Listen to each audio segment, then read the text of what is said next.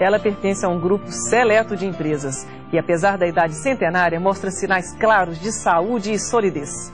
No momento de decisão de hoje, você conhecerá a história de uma empresa que tem 131 anos de vida e um grande futuro a percorrer.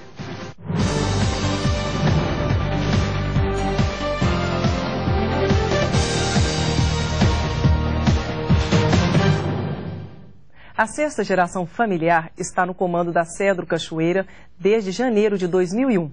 A tarefa do novo líder da empresa não é menor que a dos antecessores e também vai exigir muito trabalho.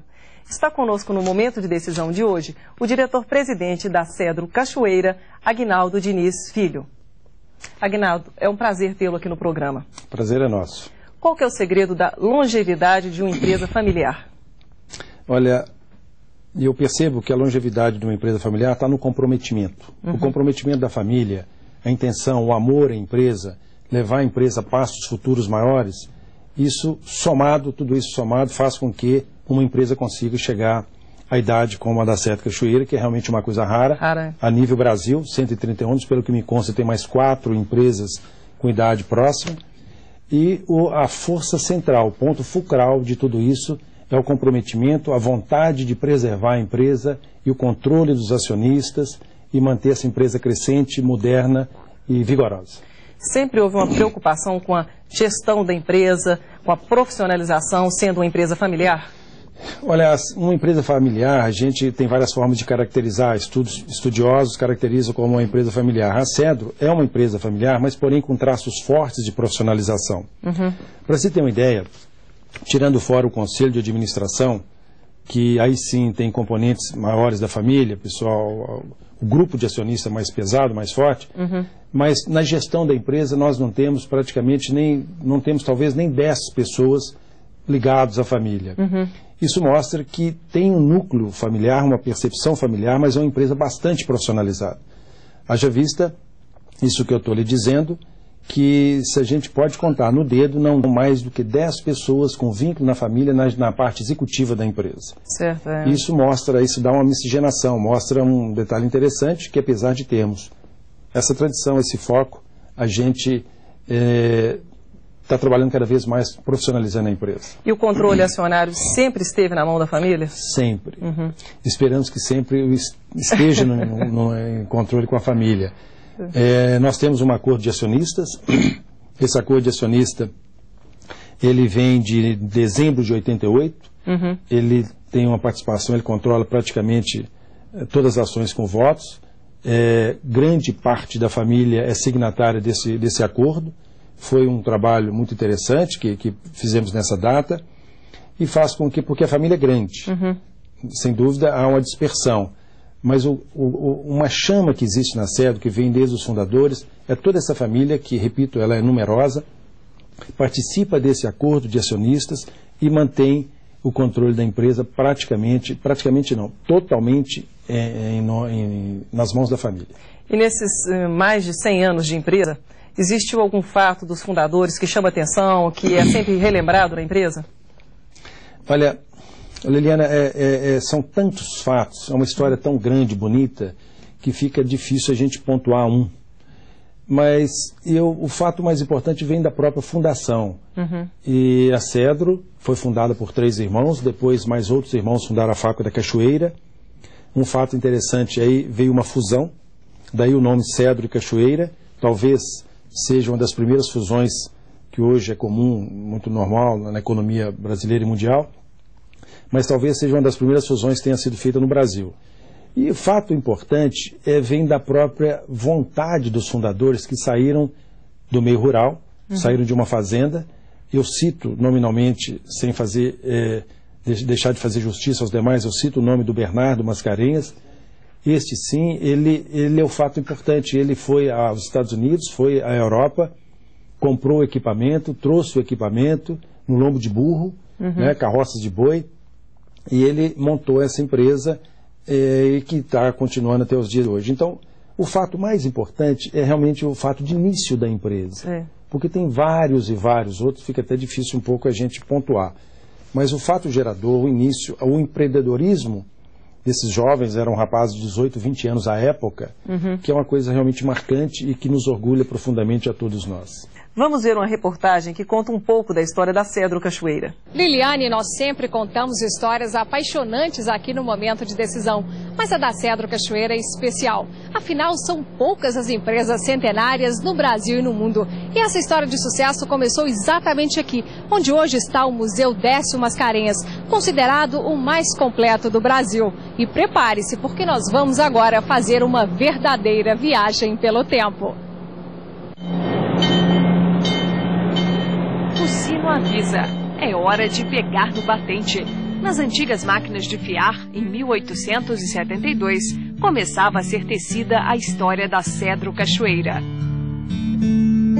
Antônio Cândido da Silva Mascarenhas, Bernardo Mascarenhas e Caetano Mascarenhas são os fundadores da Cedro Cachoeira. Esta foi a primeira sociedade anônima do Brasil, registrada neste documento imperial de abril de 1883.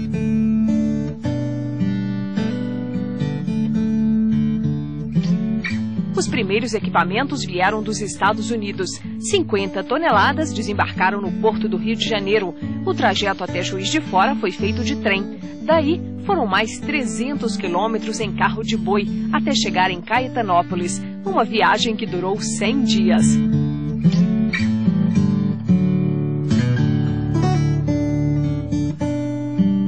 Estas máquinas colocaram Minas na era da Revolução Industrial.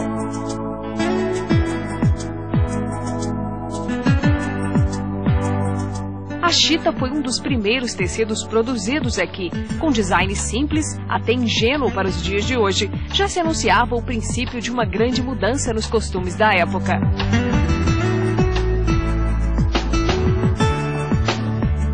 Nos arquivos do Museu Décio Mascarenhas, encontramos esta preciosidade. A famosa cantora Clara Nunes começou sua vida profissional como tecelã da Cedro Cachoeira. Na memória, informações financeiras e administrativas da primeira fábrica, dados que revelam estratégias curiosas. Atualmente, as empresas controlam os bons e maus pagadores através de sistemas sofisticados de comunicação. Mas em 1897, o controle era feito neste livro, uma espécie de SPC da época. Que tipo de informação que tinha aqui? Bom, tinha toda a informação. E a pessoa que escrevia isso aí não fazia a menor cerimônia em colocar os adjetivos que vinham na cabeça dele. Vamos abrir e conferir um? Quebrado, velhaco, pagou-nos com badulaques, e é muito ruim negociante.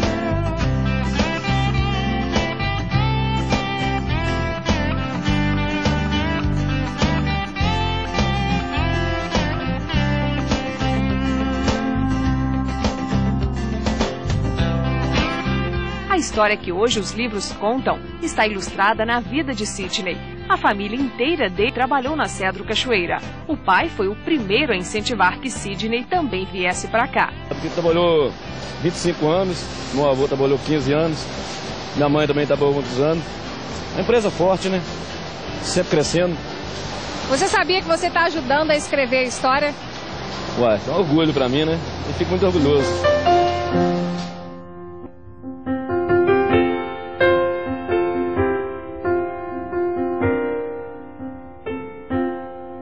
As paredes desta casa do século XIX testemunharam o começo dessa história de sucesso. Uma trajetória que marcou a indústria brasileira e que já entrou para as páginas da história mundial. O passado ensina. Eu acho que todo mundo tem que ter uma história. Nós temos que ter a nossa história.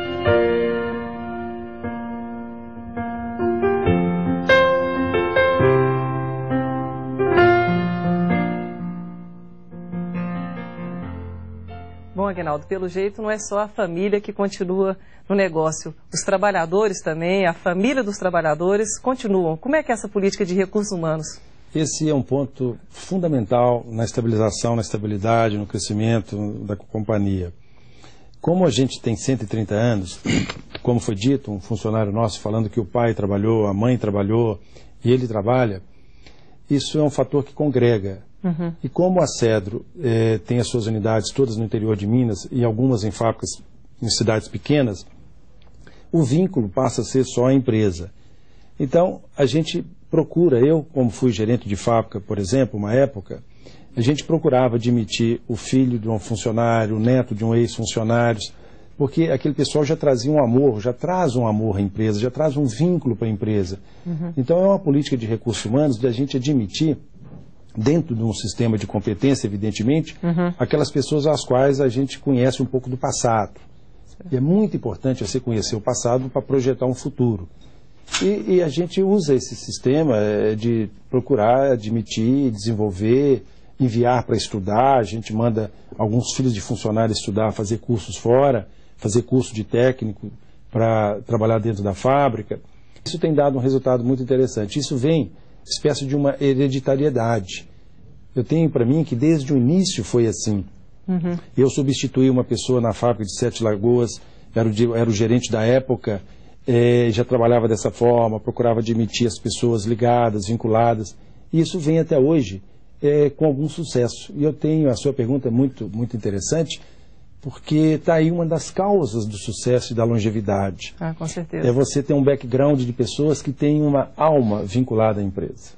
E conta um pouquinho da sua história. Como é que foi a sua entrada na Cedro? Olha, a Cedro, como tem algum laço familiar, algum vínculo de família, a gente já nasce, parece que a gente já nasce com esse amor, com esse vínculo à empresa, né? Eu estudava aqui em Belo Horizonte, fazia o científico e desisti de continuar fazendo científico ou prestar um vestibular, coisa que eu seja, e resolvi fazer um curso especializado para a indústria têxtil no Rio de Janeiro. É um curso de 4 anos, numa escola muito interessante, muito, muito bem estruturada. E depois desses 4 anos, eu fui trabalhar em Sete Lagoas. Eu fui trabalhar junto com o gerente da época, era o seu Silvio Diniz Ferreira, que era o gerente, e a gente trabalhou junto muito tempo. Agora, depois a gente foi continuando, eu passei para gerente, depois eu vim para Belo Horizonte. Então teve um caminho longo de 33 anos, né?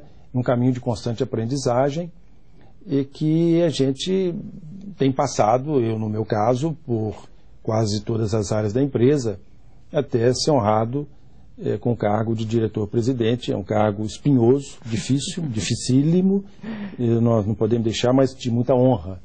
Então, eu entrei para a Cedro em 1970, eu estava querendo também casar rápido, entende? Isso, a gente começou a trabalhar mais cedo também, e tudo isso foi um plano. E trabalhei em Sete Lagoas por 15 anos, meus filhos nasceram em Sete Lagoas, a minha mulher estudava aqui em Belo Horizonte, ia e voltava praticamente todos os dias, e a vida foi tocando e nós chegamos onde chegamos. Você buscou uma educação sólida, estudando em universidades estrangeiras e participando também de feiras internacionais. Este é o melhor caminho para a formação de um executivo? Hoje, nós sabemos que nós estamos numa época do conhecimento.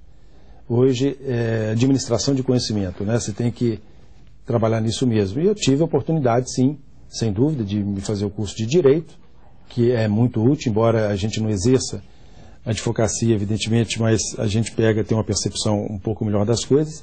E tive a oportunidade de fazer vários cursos de especialização, curso na Europa, nos Estados Unidos, aqui no Brasil, que a gente precisa realmente de perceber, de absorver o conhecimento, vastíssimo conhecimento de hoje em dia, que a gente nem sabe se consegue, né? Com certeza não. Mas a gente procurou investir um pouco em conhecimento além do dia a dia funcional da companhia. A Cedro Cachoeira é a 4ª maior indústria têxtil do país. Nos últimos anos, a empresa passou por mudanças no processo de produção para garantir espaço no mercado do século XXI. Veja a reportagem.